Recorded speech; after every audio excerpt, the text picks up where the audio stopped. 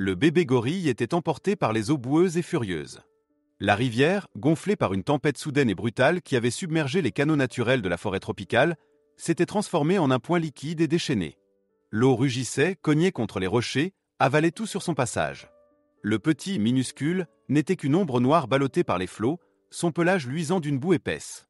Ses doigts frêles s'agrippaient désespérément à une pierre lisse, glissante comme du verre, tandis que la force du courant arrachait peu à peu son espoir. Ses yeux, d'un noir brillant, cherchaient une aide qui ne viendrait pas. Autour, le rugissement de la rivière effaçait toute autre forme de vie. Sur la rive, la troupe de gorilles assistait impuissante à la scène. Les femelles hurlaient, les plus jeunes s'agitaient dans les branches, incapables de comprendre la tragédie qui se jouait. Leurs cris d'abord sauvages devinrent des plaintes, des échos de désespoir portés par la pluie. Le chef du groupe, un immense dos argenté, se dressa, dominant la rive. Son torse se souleva dans un mouvement lent et solennel avant qu'il ne frappe sa poitrine d'une série de coups sourds. C'était un appel, un chant de colère et de douleur à la fois. La jungle entière semblait retenir son souffle. L'eau, implacable, poursuivait son œuvre, indifférente au chagrin des vivants. Mais à quelques mètres de là, deux silhouettes observaient la scène. L'une, celle d'un homme, Elias, explorateur aguerri, habitué aux tempêtes, connaissait ces forêts mieux que quiconque. L'autre, plus basse et dorée, était son fidèle compagnon, un golden retriever à la robe d'ambre. Tous deux étaient immobiles, figés par la peur et l'impuissance. Elias suivait des yeux la petite forme noire emportée par le courant. Son cœur battait à toute vitesse, rythmé par le vacarme du torrent. Il tenta d'agir. D'abord, il attrapa une longue branche hérissée d'épines et la tendit au-dessus de l'eau, espérant qu'elle atteindrait le petit. Mais la branche se brisa presque aussitôt, arrachée et engloutie par le flot. Puis il détacha une corde de son sac, l'enroula autour de sa taille, chercha un rocher solide pour s'y ancrer. Pourtant, la force de la rivière faisait trembler le sol lui-même. Aucune invention humaine ne pouvait rivaliser avec la brutalité de la nature. Elias se sentit minuscule, inutile. Le vent lui fouettait le visage, la pluie brouillait sa vision. Dans un élan d'espoir insensé, il cria « Tiens bon, petit !» Mais sa voix se perdit dans le tumulte, avalée par le grondement incessant de la rivière. À genoux dans la boue, Elias sentit la désolation l'envahir. Le drame qui se déroulait devant lui n'avait pas de place pour un sauveur humain. Alors, il ferma les yeux, prêt à assister à l'inévitable. Mais à ses côtés, le golden retriever n'avait pas détourné le regard. Ses yeux couleur de miel étaient rivés sur le petit être qui se noyait. Quand Elias murmura d'une voix tremblante « Reste ici, je t'en prie. N'y va pas !» Le chien tourna lentement la tête vers lui. Ce fut un simple regard, profond, calme, chargé d'une résolution pure. Pas de peur, pas d'hésitation. Seulement la conscience qu'une vie pouvait être sauvée. Et sans un aboiement, sans un mouvement brusque, il bondit. Le chien plongea dans le fleuve. Son entrée fut nette, volontaire. Le choc de l'eau glacée le fit frissonner, mais il battit des pattes avec puissance, suivant une trajectoire oblique, calculée. Il ne se battait pas contre le courant, il l'utilisait, se laissant porter par la force du fleuve tout en avançant vers le bébé gorille. Sur la rive, Elias resta pétrifié. L'image de son compagnon doré disparaissant dans la furie de l'eau lui coupa le souffle. Pendant un instant interminable, il ne vit plus rien. Puis, soudain, une tête émergea, les oreilles aplaties, les yeux déterminés. Le golden retriever respirait par à-coups, mais nageait, obstiné, vers le centre du courant. La troupe de gorilles s'était tue. Même le dos argenté, figé, semblait comprendre la gravité de ce qui se passait. Un prédateur naturel des forêts était en train de défier la mort pour sauver l'un des leurs. Ce n'était plus un combat d'instinct, mais d'âme. Le petit gorille, à bout de force, finit par lâcher la pierre. Son corps glissa dans le torrent. Il disparut un instant sous les vagues, puis remonta, à moitié inconscient. C'est alors que le chien l'atteignit. D'un mouvement ferme, il se plaça de manière à offrir son dos, et le petit, par un miracle d'instinct, s'y accrocha. Ses minuscules doigts s'enfoncèrent dans la fourrure trempée du retriever. Elias, les larmes aux yeux, suivait la scène. Chaque seconde lui paraissait une éternité. Le chien battait des pattes avec acharnement, ses muscles tendus sous la surface, tandis que la rivière continuait de le repousser. Il avançait mètre après mètre, porté par une force qui n'appartenait qu'à lui, celle de la compassion. Sur la rive opposée, le dos argenté observait encore, immobile, ses prunelles sombres reflétant un mélange d'étonnement et de respect. Le monde venait d'assister à un acte que ni l'instinct ni la raison ne pouvaient expliquer. Et dans ce chaos d'eau et de peur, une vérité simple venait de naître. La vie reconnaît la vie, peu importe la forme qu'elle prend. Le golden retriever luttait de toutes ses forces contre le courant. Chaque mouvement de ses pattes fendait l'eau avec une détermination presque surnaturelle. Le petit gorille, agrippé à son dos, tremblait, ses cris étouffés par la tempête. Autour d'eux, la rivière hurlait, se jetant contre les rochers comme un monstre affamé. À chaque instant, une branche ou un tronc flottant menaçait de les percuter. Mais le chien avançait, encore et encore, mètre après mètre, son souffle se mêlant à celui de la pluie. Sur la rive, Elias courait le long du fleuve, ses bottes s'enfonçant dans la boue. Il criait le nom de son compagnon, le cœur battant à rompre. Son esprit rationnel, celui de l'explorateur, savait combien c'était vain. Pourtant, il continuait, refusant de détourner le regard, comme si sa voix pouvait, d'une manière ou d'une autre, soutenir le courage de l'animal. À travers la brume et les éclaboussures, il distingua enfin la silhouette dorée qui se battait contre les flots. Son chien, fidèle jusqu'à l'impossible, portait le petit gorille sur son dos comme un trésor fragile. Elias sentit ses jambes trembler. Cette vision avait quelque chose de sacré. Le monde semblait suspendu, comme si la nature elle-même attendait de voir comment cette histoire allait se terminer. Mais le courant redoubla de violence. Une énorme souche d'arbre, charriée par les flots, heurta le chien de plein fouet. Le choc fut si fort qu'Elias crut tout perdu. Le Golden Retriever disparut un instant sous la surface avant de réapparaître, haletant, blessé. Le petit, terrorisé, s'accrochait de toutes ses forces, enfonçant ses doigts dans le pelage trempé. Le chien, malgré la douleur, continua d'avancer. Son regard, concentré, ne quittait pas la rive où son maître l'attendait. Elias chercha une issue. Plus bas, un bras mort de la rivière formait une anse moins violente, protégée par des racines de mangrove. Il s'y précipita, glissant, tombant, se relevant, ignorant la pluie et la peur. Quand il atteignit l'endroit, il se jeta dans l'eau jusqu'à la taille. Le froid lui coupa le souffle, mais il tendit les bras. « Ici, par ici !» cria-t-il, la gorge serrée. Le chien, comme s'il avait compris, se laissa dériver dans sa direction. Chaque mètre gagné semblait un miracle. Enfin, dans un dernier effort, il atteignit la zone calme. Elias l'attrapa par le collier, le tira vers la rive, puis saisit le bébé gorille, tremblant et couvert de boue. Il les hissa tout dehors de l'eau et tomba à genoux, haletant, incapable de parler. Le Golden Retriever s'effondra sur le sol, son poitrail se soulevant dans un rythme irrégulier. Ses yeux se fermèrent un instant, puis se rouvrirent lentement, cherchant ceux de son maître. Elias posa une main sur sa tête, la voix brisée. « Tu l'as fait, mon brave.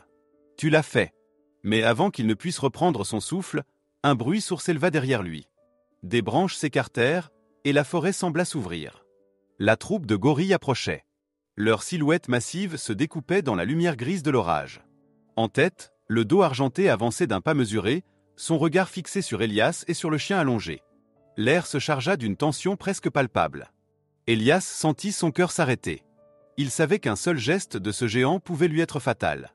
Pourtant, il ne bougea pas. Le petit gorille, blotti dans ses bras, poussait de faibles gémissements. Quand la mère s'approcha, Elias la laissa venir. Elle le dépassa sans même le regarder, toute son attention tournée vers son petit. Dans un cri rauque, elle le prit contre sa poitrine. Le son qu'elle émit alors n'était ni un cri ni un rugissement, mais une plainte, une note de soulagement si profonde qu'elle fit vibrer la forêt. Les autres gorilles restèrent en retrait, leur visage grave. Le dos argenté, lui, s'avança encore. Il s'arrêta à quelques mètres d'Elias. L'homme, trempé, épuisé, tenait toujours son chien contre lui. Le géant l'observa longuement, sans animosité, mais avec une curiosité presque humaine. Le silence s'installa, troublé seulement par le ruissellement de l'eau. Puis, dans un geste lent, solennel, le dos argenté se frappa la poitrine d'un seul coup. Le son résonna comme un tonnerre dans le calme revenu. Ce n'était pas un avertissement. C'était un signe, un salut, un remerciement. Le regard du gorille croisa celui d'Elias, et dans cet échange muet, tout fut dit. L'homme inclina légèrement la tête, incapable de retenir les larmes qui brouillaient sa vue.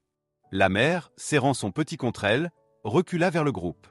Le dos argenté resta encore un instant, puis tourna lentement les talons. La troupe s'enfonça dans la végétation, disparaissant peu à peu dans la verdure humide. Il ne resta plus que le bruit de la pluie et la respiration saccadée du chien. Elias posa la main sur son compagnon, le front contre son museau trempé. « Tu es un héros » murmura-t-il. « Le plus grand que j'ai jamais connu. » Et alors que la tempête s'éloignait, un rayon de soleil perça enfin le voile des nuages. La rivière, apaisée, reprenait son murmure. Le monde venait de redevenir silencieux, mais rien ne serait plus jamais comme avant. Le silence retomba sur la jungle comme un souffle sacré. La pluie s'était tue et le tumulte de la rivière s'effaçait peu à peu dans le lointain, remplacé par le murmure apaisé de l'eau retrouvant son lit. L'air, lourd de vapeur, sentait la terre et la vie renaissante. Elias resta agenouillé dans la boue, incapable de bouger, les yeux fixés sur son compagnon épuisé. Le Golden Retriever gisait à ses pieds, sa fourrure trempée collée à sa peau, haletant, le flanc vibrant encore du combat qu'il venait de livrer. La lumière du matin commençait à percer à travers la canopée. Les rayons du soleil, timides d'abord, se posèrent sur la rivière comme un voile d'or, illuminant la scène d'une clarté presque irréelle. Elias leva la tête, le souffle court. La jungle semblait s'être figée comme si chaque créature, chaque feuille, chaque goutte suspendue attendait la suite. Dans cette immobilité, tout semblait l'empreinte d'une gravité profonde. Le monde venait d'assister à quelque chose d'incompréhensible et de beau. Elias passa une main sur la tête de son chien. La chaleur encore vive de son corps lui serra le cœur. Le regard du Golden Retriever, fatigué mais apaisé, reflétait un calme presque humain. Il semblait savoir qu'il avait accompli quelque chose d'immense. « Repose-toi, mon brave. Tu as changé le monde aujourd'hui » murmura Elias d'une voix tremblante. Plus loin, la forêt bruissait de nouveau. Le dos argenté, toujours sur la rive opposée, observait. Ses yeux sombres ne portaient plus la colère ni la méfiance. Il resta immobile quelques secondes, puis leva lentement une main massive et frappa son torse d'un unique coup sourd. Le son roula à travers la vallée comme un tambour de reconnaissance. Elias sentit es a gorge es nur. Il comprenait le message. Ce n'était ni un défi, ni un avertissement. C'était un adieu. Un remerciement silencieux, aussi universel que le battement d'un cœur. La mère gorille, serrant son petit contre elle, disparut entre les lianes, suivie de la troupe. Le géant d'eau argenté fut le dernier à s'éloigner. Avant de disparaître dans la pénombre verte, il tourna une dernière fois la tête. Leurs regards se croisèrent encore, et Elias sut que cette image resterait gravée à jamais dans sa mémoire. La jungle retrouva peu à peu son souffle. Le chant des oiseaux revint timidement, les insectes recommencèrent leur symphonie, et le vent s'infiltra dans les feuillages avec un soupir doux. Elias sentit une paix nouvelle s'installer en lui. Le monde venait de lui rappeler, avec une force inouïe, que la vie, malgré sa brutalité, savait aussi offrir des miracles. Les heures passèrent. Le soleil monta, et la rivière, calmée, refléta le ciel redevenu bleu. Elias alluma un petit feu, y fit sécher ses vêtements, puis s'assit à côté de son chien, qui dormait profondément. La respiration du Golden Retriever, lente et régulière, emplissait le silence d'une musique apaisante. Elias observa les flammestanza. Il se demanda combien de fois, dans l'histoire du monde, un geste aussi simple, aussi pur, avait uni deux espèces différentes. Le soir, quand les ombres s'allongèrent, la jungle se couvrit de brume. Elias, le regard perdu dans la lueur du feu, repensa à tout ce qui s'était passé. Il comprenait à présent que la véritable grandeur ne résidait ni dans la force ni dans la domination, mais dans la compassion.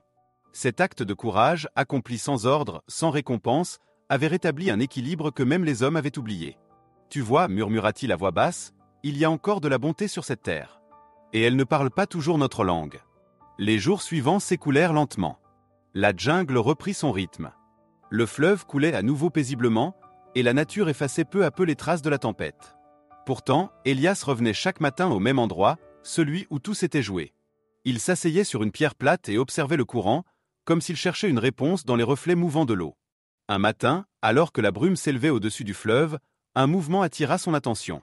Sur l'autre rive, entre les arbres, il aperçut la troupe de gorilles. Le dos argenté était là, imposant et calme, la mère à ses côtés tenant son petit, désormais plus vif, plus fort. Leurs regards se croisèrent à nouveau. Le géant leva le bras, frappa lentement sa poitrine d'un geste unique.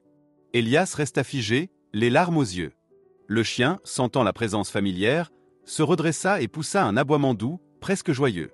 Alors le dos argenté tourna la tête vers la forêt, poussa un dernier cri guttural, profond comme un adieu. Le son traversa la rivière, se perdit entre les troncs et s'éteignit dans le vent. Elias sourit. Il savait que cette rencontre n'était pas un hasard. C'était un rappel. La vie, quand elle est guidée par le cœur, efface les frontières. « Oui, mon ami. On les reverra peut-être un jour » murmura-t-il en caressant le pelage doré du chien. La lumière du matin s'étendit sur la rivière, faisant scintiller l'eau d'une lueur d'or et d'émeraude. Le vent apportait encore l'odeur de la pluie et de la terre humide. Elias inspira profondément. Il sentit la gratitude le traverser, gratitude pour la vie, pour la nature, pour cette âme courageuse à ses côtés. Il se leva, regarda la forêt une dernière fois, et reprit lentement le chemin du retour. La jungle referma derrière lui son rideau de feuillage, comme pour garder le secret de ce qu'elle venait de révéler. Et dans le calme revenu, il comprit que certaines histoires n'ont pas de fin. Elles continuent de vibrer dans le cœur de ceux qui ont su les entendre.